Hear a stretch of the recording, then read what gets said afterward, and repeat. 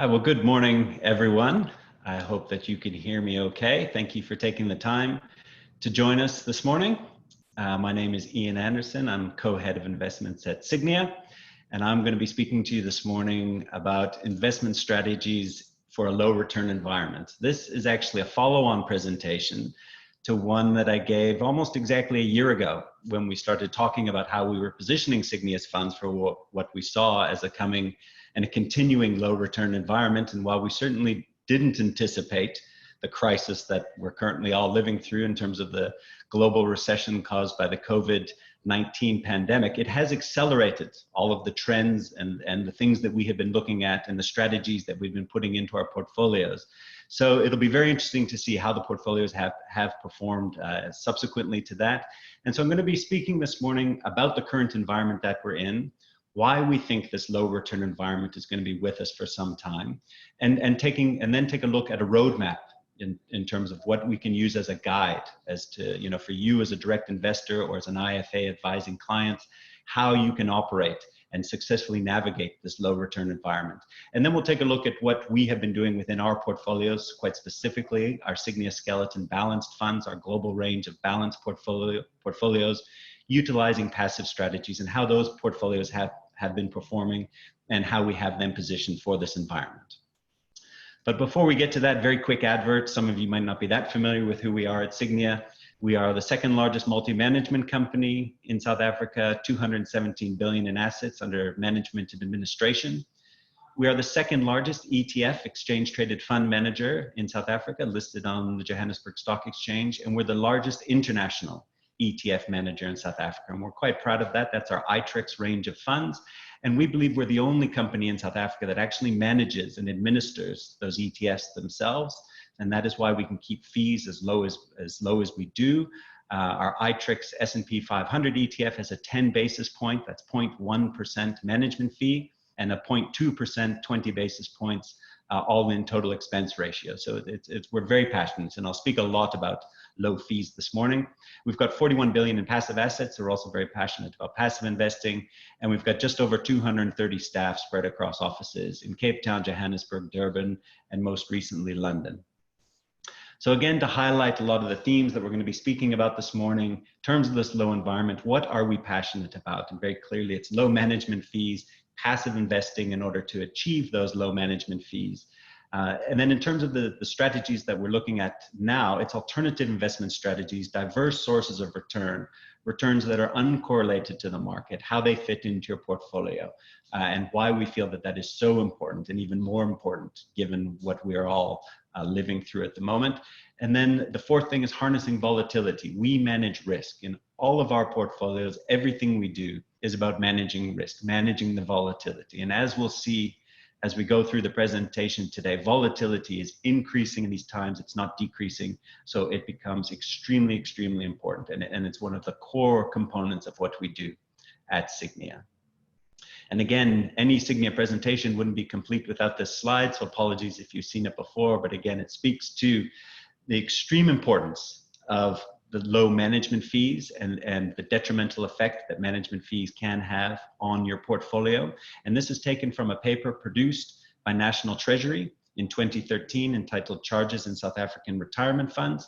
And I will just quote one of their conclusions to highlight the importance of reducing your fees. It says, a regular saver who reduces the charges on his or her retirement account from 2.5% of assets each year to 0.5% of assets annually would receive a benefit 60% greater at retirement after 40 years, all else being equal. So just by reducing the fees that you're paying by 2%, you can get a retirement amount that is 60% greater at retirement. And everybody, nobody's that concerned about the difference between a 1% or a 2% management fee in a high return environment when portfolios are returning 20% per annum. Nobody is that concerned about it. But when we're in a low return environment like we're in right now, where maybe portfolios are producing a 5% return, a 6% return, inflation's running at 3 or 4%, so you're only getting a 2 to 3% real return. If you're giving away an extra 1% or 2% of that in fees that you needn't be paying away, it can have a massive, massive impact on your savings account. And the final bit says for someone who's a member of a preservation fund for 30 years, this increases to 80%. So that's if you put a lump sum away for 30 years and you decrease the fees that you're paying by 2%, you're going to have a benefit 80% greater at retirement. So fees, critically important to your long-term investment success of attaining and achieving your investment objective. And it's the one aspect of your investment strategy that you can control. So again, we never tire of speaking about this at Sygnia, and certainly in a low return environment, it's incredibly, incredibly important. The other aspect of our portfolios that we feel is the trend that is being accelerated with this COVID crisis that we're living through is this barbell approach to investing. And certainly, and as we'll look at, we do believe passive has won the performance debate, hands down. It's active managers that have to justify the high fees that they are charging. But more and more and more, we're going to be seeing a successful investment portfolio is going to be constructed along this barbell approach, where on the one side, on the left-hand side, you've got access to low-cost investment strategies, passive investment strategies, smart beta strategies, factor investing. You have very cheap access to the market. And then on the right-hand side, in order to diversify risk and generate returns, you can have access to uncorrelated asset classes, things like infrastructure, commercial real estate, hedge funds, although we do not use those in our portfolios. But where we do focus our portfolios, and the ones we're going to be speaking about this morning, is on ESG and impact investing. So these are going to be higher fee paying strategies, but they form a small portion of your portfolio, but it's going to be critical in these times of low returns. You need to have access to these other types of investment strategies. So we'll look at some of that this morning. And again, to reiterate, in the current crisis that we're going through, this move is going to be accelerated, and the importance of it is going to be accelerated. So why do we feel we're going to have low returns going forward? Well, let's just take a look at where we're at the moment. We all know what we've been living through year to date. Markets in South Africa are down 6.3%, but it really has been a tale of two quarters so far this year. The first quarter of 2020, of course, saw the fastest bear market in history. Markets plunged in terms of the onset of the COVID-19, and they bottomed out mid-March, mid to late March. And of course, they have now rebounded quite dramatically. Domestically, our market's up 22%. In the second quarter, the Dow Jones, in fact, had its best quarter since 1987, and the S&P 500 had its best quarter since 1998. So incredibly volatile, and that is a key feature that we're going to be speaking about in terms of this low return environment. Just because the returns have disappeared doesn't mean volatility has disappeared. And certainly if we look at 1, 3, and 5 years, on this chart, you can see that from a South African perspective and a South African assets perspective, it's only been bonds and cash that have managed to outperform inflation. So you can see inflation at the very bottom of the chart there, of the table. It's only bonds and money market that are outperforming. Equities have been underperforming for the past 5 years. And that's a very difficult environment to construct investment strategies in. And it makes for very difficult conversations between IFAs and their clients. But we will speak this morning about how, what are the things that you can do and what we are doing at Sygnia to counteract this and to understand this volatility and the market that we're in at the moment. It's very useful to go back 10, 12 years to understand how we got here, because in South Africa, people get very hung up domestically on the news flow. It's often extremely negative. We know we've just come out of 10 years of the corruption from the Jacob Zuma government and the Guptas. We know that SARS is battling to collect the tax revenue to support the government spending programs, which have had to increase. We know that the debt has increased massively in South Africa. The government's battling to make the interest payments, but it's not necessarily those domestic factors that drive our markets. And it's important to understand we operate in a global environment, and we are very much driven by global flows, and that is often driven by the views and the strength or the weakness of the US dollar. And we go back to the global financial crisis of 2008, 2009, and the response of the Federal Reserve in the US at that time, in order to keep the financial markets going, keep financial markets liquid, they drove interest rates pretty much down to zero in the US. And they expanded their balance sheets. They bought in a lot of debt. They bought a lot of mortgage-backed securities, and they expanded their balance sheets to close to $4 trillion. And the effect that this had, that effectively sent a wave of money out into the world. People were able to borrow dollars extremely cheaply at almost close to zero interest rates and invest it in other parts of the world, in markets like South Africa, where they could get much higher yields. And it's really that has driven driven markets like South Africa. The Fed was expanding its balance sheet, keeping interest rates low all the way through to 2018. In 2018, they tried to start normalizing the markets and their interest rates. They started raising rates. They raised them 9 times towards the end of 2018. And we know that produced a tremendous amount of volatility in markets like South Africa. In 2018 was the time where we had elected Cyril Ramaphosa. It was quite a bit of euphoria around that. You would think it would be a very good time. But as the Fed started raising rates, all of that money that went out into the world, it starts flowing back into the US and out of markets like South Africa. And it creates a lot of volatility. And then we've only seen that increase now in 2020 with the response to the governments and central banks around the world. The response to the COVID-19 pandemic has been extreme quantitative easing, driving interest rates down even further into negative territory, and central banks expanding their balance sheets greatly, which sends out another flood of money into the markets. And that's why we've seen the recovery that we have seen.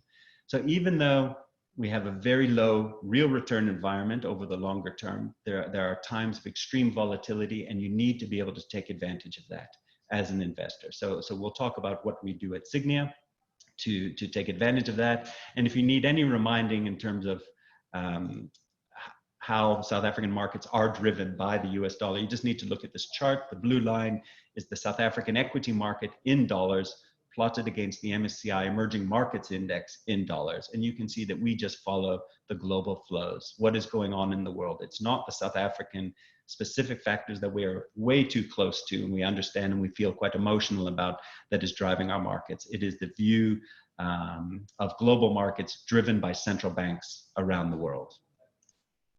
And the chart on the left here, central banks to the rescue, it's very much been the case since the global financial crisis, and it has just accelerated. But the chart on the left, the shaded blue area, is the size of the Fed's balance sheet in the US. So going back to 2008, you can see how they radically expanded that balance sheet to just over $4 trillion. The red line is the Fed funds rate, so the interest rate that the Fed sets in the US, and you can see how they cut it quite aggressively after the global financial crisis, tried to raise the rates into 2018, 2019, and then actually had to start cutting very aggressively in response to the COVID pandemic. And then you can also see how radically they've had to increase the size of the balance sheet.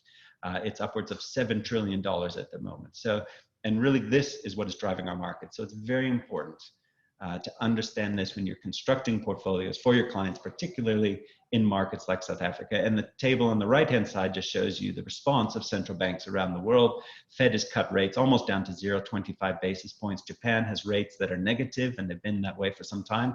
And we'll spend some time looking at the Japan experience. In the EU, in the European region, rates are negative as well. And central banks around the world have been cutting rates. And that, again, that is just, it's a massive amount of liquidity that's managed to save the markets at the moment, but it's not necessarily the solution. Well, it's not the solution longer term, and we will take a look at that. So why do we think we have these low real returns for some time going forward? We understand why we're in them right now. Why do we think it's going to persist going forward? Well, the first is that we need to adjust for very high valuations. Interest rates, as we've seen, are at 35-year lows. Going back to the early 1980s in the US, interest rates were at upwards of 16% in the US, and as we've seen, they're now essentially down at 0. And when interest rates fall, the value of all other assets increases. So equities will increase, bonds will increase, real estate increases, art will increase. People are able to borrow money very cheaply and invest it in other higher yielding assets. So we're starting from a very elevated point right now. We know NASDAQ continues to reach new highs. The S&P 500 is reaching new highs. So we're starting from a very high point. So from here going forward, we just feel it's going to be very difficult to generate any sort of returns. And the second, again, we've touched on this, is the high debt. Global debt to GDP is at all-time highs. There's more and more debt around the world. And in fact, excluding what we've seen now from the COVID crisis that we're currently living through, there's been 3 debt crises in the last 10 to 12 years. And the response has been to take on more debt to get out of that crisis. So it's just kicking the can down the road, doesn't actually solve any problems. And it's a lot like an individual. If you think of yourself, maybe you've got 2 cars that you own that you can't really afford. You've got a house, maybe a second house. You're battling to make payments to the bank every month.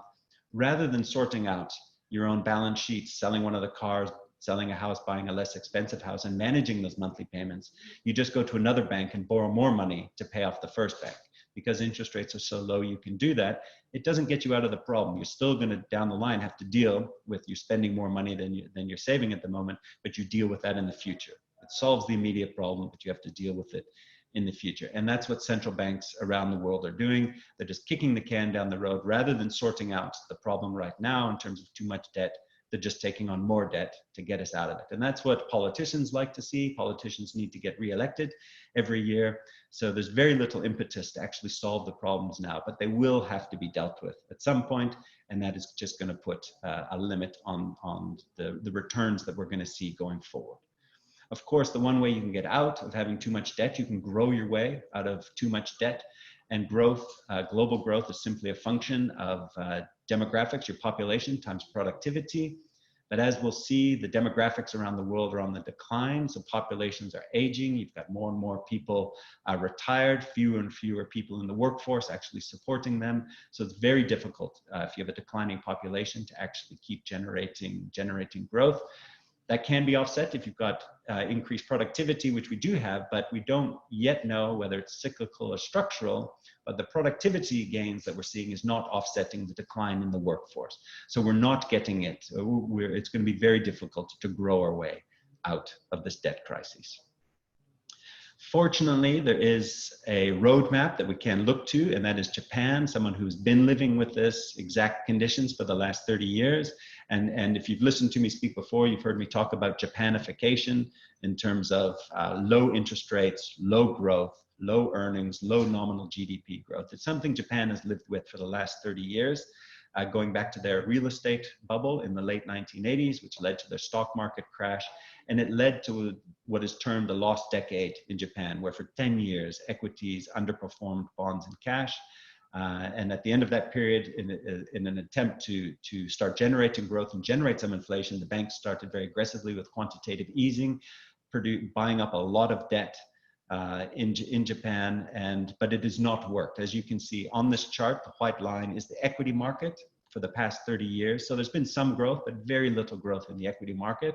But hopefully you can see the amazing amount of volatility that has come with it. There's been periods where the market has doubled in Japan, followed by periods where it's down by 50%. So even though you're getting very low returns, there are opportunities to make money. You just need to harness that volatility and manage that risk. The yellow line that's in there is the nominal GDP growth. So you can see there's been very little nominal GDP growth in Japan for 30 years. And the green line are the long dated bonds, the 10 yields on the 10-year bonds. You can see that they've been driven down. And in fact, they are now negative in Japan. So it's a time where they have battling with low inflation, low interest rates, low earnings growth, and very low nominal GDP. And we think that, you know, we've been positioning our portfolios for this for some time, and we'll talk about what we've done. We've seen Japanification happening in Europe. We've seen it happening in other parts of the world. We expected it to happen in the US at some point. We didn't think it would happen very quickly, but with the COVID-19 crisis and the responses of the central banks, that Japanification is happening now in the US as well. So we'll look at a couple of charts here, and they're very standardized. That vertical line that you see there, the brown vertical line, we've rebased all of these economies back to when they had their debt crises. So for Japan, it's 30 years ago with the real estate bubble. For the US, it's the global financial crisis. For Europe, it's Brexit, if you think back to 2010, 2012. And for China, it's more recently with their shadow banking crisis. And this just takes a look at the experience of Japan and what can we then expect from the rest of the world. And the first thing we look at here is demographics. You can see the long-term decline that it shows the aging population. The downward sloping line is an aging population. And we're seeing that same thing happening in Europe, in the US, and in China. So we don't think it's going to be a very easy thing for these economies to grow their way out of this crisis. This is looking at 10-year yields. So again, we talked about the Japanese yields. They are negative at the moment, 30 years on. And even with negative interest rates, they're battling to generate any sort of growth. We've seen it now in the US, 12 years into their crisis as well. And the response in the last 6 months, interest rates are now down between 0 and 25 basis points from the Fed fund rates point of view. And it's 60 basis points on their long-term 10-year yields. And it's just a continuing trend. And we expect, you know, the experience that Japan has had, that is what is going to play out in these other developed markets. If you look at nominal GDP, you can see that last decade, we know Japan has battled to produce any sort of growth in their nominal GDP. And while the US and Europe have managed to have some growth in the past few years, we think this Japanification is going to drive down growth. We think it's inevitable. And that's going to make for a very difficult environment. And it's just going to add to the headwinds that we've got in terms of the low real returns that we expect to continue. In terms of earnings for companies, again, here you can see Japan's companies had 10 years where they could not grow their earnings. The stock market did not go anywhere. They've subsequently managed to grow their earnings, but as we've seen, the equity markets have not produced a great amount of returns at all. And we think very clearly that is what is facing markets like the US and Europe as well. So what do you do then as an investor? This is a chart we think that asset managers don't like to show you, but it's the reality that we are going to be faced with going forward now. Traditionally, when we were constructing our portfolios, we would expect a certain real return from equities, outperforming bonds and cash, with a bit of volatility around that return. Now, in this new environment, equities are still going to outperform bonds and cash, but it's going to be at a much lower return. And as I keep repeating, it's not with lower volatility, it's going to be with higher volatility. And with that higher volatility, we're going to get periods like we've had in the first quarter of this year where you have negative returns, which leads to a lot of panic from investors. It leads to a lot of very difficult conversations. But if you're prepared for it, if you've structured your portfolio correctly for it, you can live through and you can actually harness that volatility. So it's very important. It's like we saw in the fourth quarter of 2018, very negative returns, but you manage that volatility. It's going to be a feature of markets going forward, and we just have to be aware of it and structure portfolios accordingly.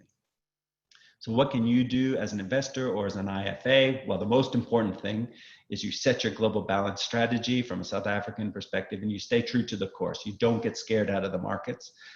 When we experience times like we saw in the first quarter of this year, when that volatility is so great that you do get negative returns, you need to stay true to your strategy. And most definitely don't try and time the market, because it's very easy. Markets are panicking, bad news is dominating the headlines, everybody's telling you to sell. It's very easy to sell and feel like you've made the right decision in March when markets are going down, and maybe markets keep going down and you feel like you've made the right decision. But the very difficult thing then is to make that second decision. When do you buy back into the markets? And if you don't time it absolutely perfectly, and it's impossible to do in these kinds of markets, you're going to miss that bounce. And then suddenly you're going to have to make the decision to buy in at a level above where you've sold, which is a very, very difficult decision to do. So you cannot try and time the market. You do need to have access to low fees, and I think we'll keep speaking about that. In a low return environment, fees are just so important. And you need to be in a strategy, like I'll talk about with our Skeleton Balanced funds, that has active tactical asset allocation. That is how we harness the volatility of what we're seeing in the market. It's a key component of what we do at Sygnia, and it's a key component, as we'll see when we get to the returns, of how we've managed to perform in these very volatile and very, very difficult markets.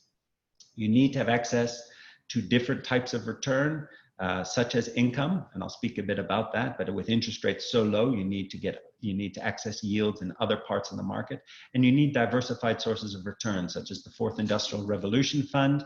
I did give a webinar on this a month ago, so I won't go into a great deal of detail, but it forms a key part of our portfolios, access to these different drivers of return. And then finally, that barbell approach that we spoke of, these other strategies, impact investing, ESG investing. In a low return environment, you absolutely have to find these different sources of return. And I will speak a little bit about what we're doing in that part of the market. It's a very exciting part of the market. So what has been our response to this low return environment? We have our Sygnia Skeleton Balanced range of funds. These are a risk profiled range of unit trusts. We've got a low risk fund, a medium risk fund, and a high risk fund, all of them utilizing passive investing as their underlying building blocks. And that's obviously the way we keep fees as low as possible, but it gives you access to the market at the lowest fees that you can. And that's a very important part of the strategy of these funds. It's got active risk management. Everything that we do at Sygnia is about management of risk within the portfolios, and that's harnessing the volatility that we're going to be seeing in the market. These funds have diversified sources of return. I touched on that, and we'll take a look at what those mean, and the barbell approach with the OSI. the Oxford Sciences Innovation Fund, which I'll talk about just now. But these funds are also available at 40 basis points or 0.4%, and that is amongst the lowest fees in the industry, if not the lowest fees in the industry. And again, keep harping on it, how important low fees are to any investment strategy in any market, but particularly in the kind of market that we're living through now. And we'll look at a few slides to illustrate that point as well. So just very briefly to look then at the structure of our funds. This is the strategic asset allocation of the different funds. The Skeleton Balanced 40 Fund, that's our low risk fund. The strategic asset allocation is the roadmap. This is what's going to get us to our long-term investment objective. And then we manage the risk around these allocations. So you can see these funds are invested in various asset classes domestically, equities, bonds, and cash, and then internationally in equities, bonds, and cash as well. But the underlying building blocks in all of them are passive investment strategies to keep the fees down. So 40 is our low risk fund, and the 40, 60, 70 just refers to the strategic asset allocation to equities in each fund. So the 40 fund has a 40% strategic asset allocation to equities, both domestically and internationally. 60 is our medium risk fund, and 70 is our high risk fund. And we'll focus a bit on the 70 fund because that is our flagship fund. And as we say at the bottom there, we did position these funds for Japanification 2 years ago. We did a great deal of work on the strategic asset allocation. We actually removed property. You won't see listed property as an asset class in here. We felt 2 years ago that that was not going to be a good performer in a low return environment. That's turned out to be a very good decision for the funds. And we introduced the income asset class, which is getting access to that higher yield. Yielding assets such as corporate credit, highly rated corporate credit in South Africa, as well as highly rated bank paper in South Africa. And that's been a great component of the fund, assisting us in these low return environments and very much harnessing that volatility through active tactical asset allocation. So taking a very quick look then at the Fourth Industrial Revolution Fund. This is our global equity fund. It tracks the S&P Kensho New Economies Indices. Again, I spoke a lot about this. If you're interested, you can find the link for that webinar. This is a very exciting fund that is exposed to industries that are going to be driving future economic growth. So things like 3D printing, autonomous vehicles, renewable energy, clean tech, wearables, drones, very exciting parts of the economy that we think are going to be disrupted. It's going to generate diversified sources of return going forward. So very important for portfolios in this particular environment to have access to these types of sectors of the market. And you can see it's a very diversified fund. There's 380 different stocks in this portfolio, so no one particular stock or sector that dominates it. And very importantly and very pleasingly, you can see the returns. These are in rands. So the rand has depreciated 23% against the dollar over the past year, but you can see these companies and this fund has performed extremely well in this volatile market, in this crisis that we've been living through. So again, it's formed a very nice anchor within our portfolio. And again, any sorts of investment success in this low return environment, you need access to these types of strategies. The other very exciting part of our fund is the Sygnia OSI Fund. This is our ESG Impact Investing Fund. This is a partnership with Oxford University, one of the oldest universities in the world. And this company that they formed, that our investors have a stake in, Oxford Sciences Innovation, effectively owns 25% of all past and future patents produced at Oxford University. It's one of the most highly rated research universities. It's rated #1 in health sciences. And as you can imagine, researchers at these universities are very good at producing technology and patents. What they are not so good at doing is commercializing that. So Oxford recognized this, and in 2015, they set up a company, Oxford Sciences Innovation. They seeded it with £600 million. And the sole intention of this company is to identify technologies, patents produced at the university that they can then commercialize. So they've currently spun out upwards of 80 different companies. The one that's been most prominent in the press recently is Vaccitech. It's just one company out of the 80 that they've got, but it is working very hard and furious on a vaccine for the COVID-19 virus. And in fact, they are almost into third stage human trials at the moment. So it's a very, it's a very public and obviously we're very excited about it, but it is just one product that company Vaccitech produces, and it's just one company that's in this portfolio. So it's a very diversified portfolio. We think it's one of the most exciting investment opportunities we've seen And again, it forms a very nice portion of a portfolio, that barbell approach to constructing a portfolio. So it's a small portion of our Sygnia Skeleton Balanced funds, but it does form a very good diversifier of returns and a very, very good way to diversify risk. So very exciting portfolio. And of course, if you want to get direct access to it, you're welcome to do that as well as an individual investor, but a very exciting part of the portfolio. So finally, heading into the last part of the presentation, then this is great, you know, this environment that we're operating in, everybody's aware of how difficult it is, but we need to be able to generate performance. And here we just take a look at the performance for the past year, 1 year to the end of June, in the South African multi-asset high equity category. So these are unit trusts. There's upwards of 200 funds in here. And you can see very pleasingly that the Sygnia Skeleton Balanced Fund, 70 fund, is ranked 33 out of almost 200 funds over the past year. Most of these funds are actively managed. And in fact, we highlight a few of the larger ones and the most vocal active managers: Coronation, Prudential, Allan Gray, and 91. And there's always going to be some active managers that do outperform. But as you can see, the majority are underperforming, and in fact, some of them are underperforming in a very big way. There's a massive dispersion of returns over the past year. So it's very pleasing to see that our funds, the way we've constructed them for this low return environment, are producing the returns at a much lower fee. And we certainly get a lot of pushback from active managers. The one thing they do say is passive is fine in the bull market or in an efficient market, but we, meaning active managers, will show our value add in bear markets. And the past year, with it being the swiftest bear market and the swiftest recovery we've seen, this chart just shows you that active managers are battling to actually add value, and never forgetting that they are in fact charging very high fees. So we'll take a look at the effect of some of that, but I just want to look at what a lot of active asset managers are saying about passive, because they are fighting back, and they're fighting back very hard.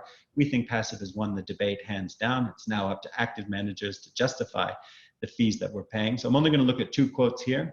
And these were said 5 years ago in most cases. So the first one on the left is the case for active management from Allan Gray. In June 2015, they said the fact that active management cannot add value on average does not prove that some skilled managers cannot do so over time. So trying to convince you that there's some managers, meaning themselves, can add value over time. And the other quote is on the right-hand side from Coronation, said in 2016 by their chief investment officer. Said, at the bottom, says, passive strategies genuinely make sense for some investors. Examples include investors who have not done the due diligence themselves or have not taken the advice needed to select skilled active managers, meaning it's your fault if you can't pick the skilled active managers out there who are charging you those high fees, or those who do not have the long time horizon needed to prosper in financial markets. So it's worth taking a look then at the performance over 5 years. This is the same category, multi-asset high equity. The Sygnia Skeleton Balanced 70 fund is ranked 12th out of 118 funds over that 5-year period. And these are net of all fees, these returns. And very importantly, you can see outperforming Allan Gray, Coronation, and Prudential. And these are some of the biggest balanced funds, high equity balanced funds in South Africa, charging extremely high fees. There's some of these funds have upwards of 100 billion in assets in them. So charging massive fees to investors for below average performance. And again, there's always going to be some active managers, and 91 has done an extremely good job. That's previously Investec, but it's very difficult to pick who those managers are going to be. And in a low return environment, that becomes even more important. And you can see the active managers are battling to show that they can add value. This is in the high equity category. If we take a look in the low equity category, our Skeleton Balanced 40 fund, this is a very important category. It's the low risk category for investors. And you can see that our Skeleton fund is ranked 17th out of over 100 different funds. And again, outperforming those active managers during this very, very difficult time. And if you look at the returns over 5 years, it's the same story. The fund is ranked 5th out of over 100 funds. And again, we'll look at some of the fees that these managers are charging, but passive has very clearly won the performance debate. And the way we have structured these funds to take advantage of the volatility of this low return environment, it is paying off for our investors. So we're very, very, very pleased to see that. And if here we just take a very look to show that we're not just making this up, this is the total expense ratio of all of the funds in the category. And you can see that the Sygnia Skeleton Balanced 70 Fund has the lowest total expense ratio in the industry at 41 basis points or 0.41%. And again, producing the very, very nice returns, top quartile, top decile returns for our investors. And then those other funds, the actively managed funds, you can see them with fees anywhere from 1.3% to 1.6%, 1.7%. So again, thinking back to those first slides about the importance of reducing the management fees, and it is the decision that you can control. You know, here's a very easy way to cut 1% out of your fees, that you are paying very easily. That's in the Skeleton 70 Fund. The 60 Fund has the second lowest fees in its category, the medium equity category at 45 basis points. And in the low equity category, the Skeleton 40 Fund is the third lowest fund in terms of total expense ratio. So we can't stress enough the importance of low fees in this environment, and it puts paid to the myth that you get what you pay for in terms of if you're going to pay low fees, you're going to get poor returns. We show very clearly with the correctly structured portfolio in this very difficult market, you can get top quartile, top decile returns at a very, very low fee. So in conclusion, again, we launched these funds 6 years ago. We repositioned them 2 years ago for the low return environment, and we are extremely pleased, and our investors are extremely pleased with how they have performed in that time. The 70 Fund since inception is ranked 8th out of 85 funds that have been around for that long, and these presentations will all be available, so you can download these with the data from Morningstar. So we're very pleased with that. Our medium equity fund, the Sygnia Skeleton Balanced 60 Fund, is ranked 1st out of 53 funds since inception. So again, very clearly delivering on its investment mandate relative to peers. And the Skeleton Balanced 40 Fund is ranked 2nd out of 73. So again, we think it speaks for itself. Passive investing has won the performance debate. We do believe that the structure of these funds, they are well positioned to take advantage of this low return environment that we find ourselves in. We think this environment is going to continue for some time. So you have to be aware of these types of factors when you're constructing portfolio strategies, either for yourself or for your clients in the case of an IFA. And we feel that our Skeleton Balanced range give you excellent tools in order to navigate this extremely difficult environment with the passive investment, which gives you access to those low fees, the use of tactical asset allocation to manage the risk. Again, we know that in a low return environment, inflation is going to stay low, interest rates are going to stay low, growth is going to stay low, but volatility is going to increase. And you need to be able to take advantage of that. And one of the ways that you can assist your portfolios and assist your client is to have access to those diversified sources of return, such as the fourth industrial revolution, income, and ESG impact investing in terms of that barbell approach. And the Skeleton Balanced funds, we believe, certainly give you and your clients excellent access to that. So with that, I think that's just over 30 minutes, which I think is the limit most people can take in this sort of environment. So thank you very much for tuning in this morning. I can see there's a lot of questions. Generally, what we like to do now is I will answer those individually. So if you want to pose a question, just write in. We have your email addresses and we will respond to those. There's quite a few that have come through. So we find that that's an easier way to deal with that. But thank you very much for your time this morning, and stay safe. And thank you for joining us, and we'll see you again. Bye-bye.